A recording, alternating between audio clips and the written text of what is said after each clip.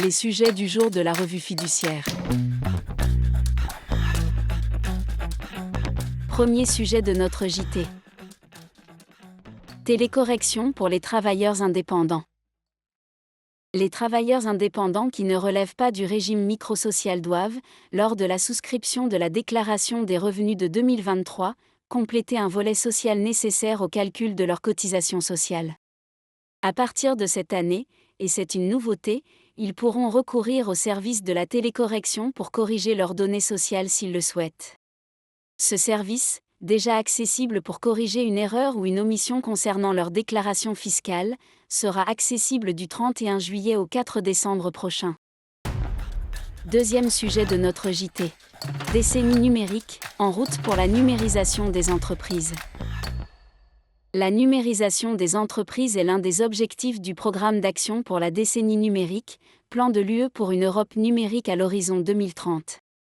Ce plan prévoit que 75% des entreprises de l'UE utilisent l'informatique en nuage, le cloud, l'IA ou les mégadonnées, big data, et que plus de 90% des PME atteignent un niveau élémentaire d'intensité numérique.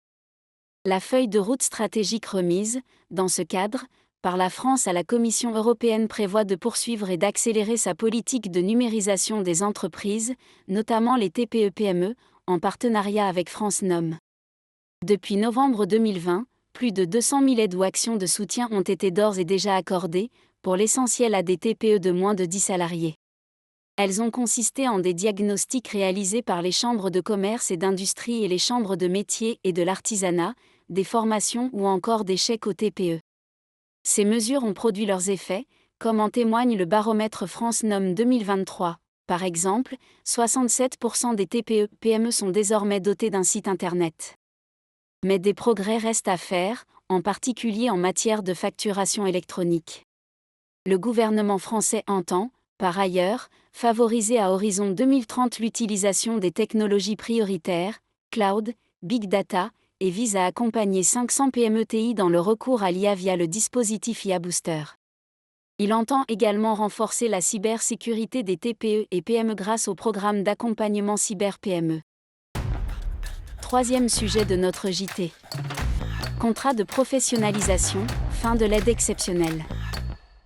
Ces dernières années, les pouvoirs publics ont mis en place des aides pour soutenir les employeurs qui embauchent des salariés en alternance. Une aide exceptionnelle de 6 000 € était ainsi versée, pour la première année du contrat, aux employeurs embauchant des jeunes de moins de 30 ans en contrat de professionnalisation.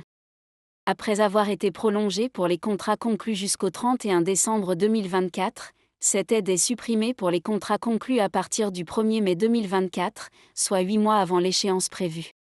Les contrats conclus jusqu'à demain 30 avril 2024 continuent d'ouvrir droit à l'aide exceptionnelle. Pour rappel, l'embauche d'un salarié en contrat de professionnalisation ouvre toujours droit, pour les employeurs, à l'aide forfaitaire de France Travail pour l'embauche d'un demandeur d'emploi de 26 ans ou plus, l'aide de l'État pour l'embauche d'un demandeur d'emploi de 45 ans et plus, l'aide spécifique pour les structures d'insertion par l'activité économique, les aides de l'État spécifiques aux groupements d'employeurs.